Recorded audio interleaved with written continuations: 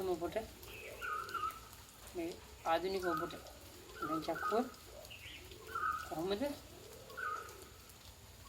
ඉන වටි කරකවන්නේ කොහොමද කියලා මම ඔබට කියා දෙන්න. ඒකත් අපි පුරුදු වෙමු අද එන. අද පාඩමෙන් ඒකත් පුරුදු වෙමු. හරිද? මුලින්ම අපි චක්කුව මෙන්න මේ ආකාරයට අල්ලගන්න. එනවනේ ඔබට එහෙම අල්ලගන්න. අල්ලගෙන ඉතින් මෙහෙම සෝලි මේක තමයි කරන්නේ. එතකොට ඔබ සැලකිලිමත් වෙන්න ඕනේ මේ අස්ති කොටස මෙතන.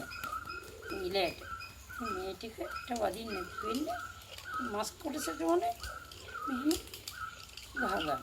මස් කොටසට ඕනේ අරේට වැදි මේ අස්ති කොටසට වැදුනොත් දුමාකාර සනීපයක් දැනෙනවා. ඒ කියන්නේ කියලා වැඩක් නෑ වචන වලින්. හරි? ඒ නිසා මෙහෙම ගහ ගන්න ඕනේ මස් කොටසට.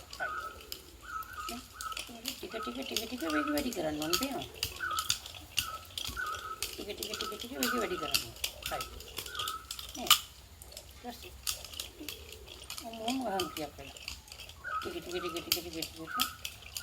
පොඩ වේග වැඩි කරන්න. අපේ මෙහෙම තියාගෙන ඉන්නවා. මම කියන්නේ හැම වෙලේම කරගිලා හරි මුණ ගාවොත් මුල පෙරසමන්නේ නේද? එහෙනම් අපි ගන්නවා. ටික වේග වැඩි කරනවා නේ.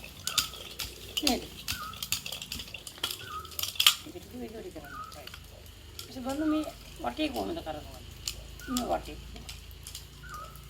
මේ අත මෙහෙම ගන්නකොට මේ අත මෙතන දෙන්නේ. ආයේ මේ අත මෙහෙම ගන්නකොට මේ අත මෙතන දෙන්නේ. මේ අත මෙහෙම ගන්නකොට ඔළුව කාලා හරියන්නේ. එහෙම තේමෙන්නේ කෙලිම මෙතෙන් ඇවිල්ලා එතන අස්ති කුඩසේ වදිනවා. right. කල්පනාව තියෙන්න ඕනේ. මයින්ඩ් එක තියෙන්න ඕනේ අංක එකට. ටික වේග වැඩි ගන්න.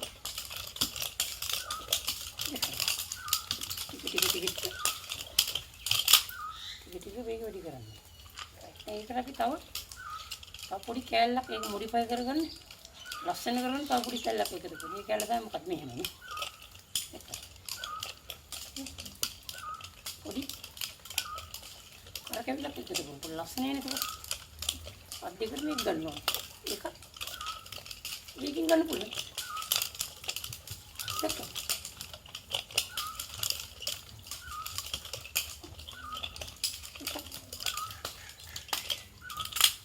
මේකින් ගන්න පුළුවන්. හරි. එහෙනම් ඒකත් උන්නට පුළුවන් නේද? එන වටේ කරකවන විදිය. හරි.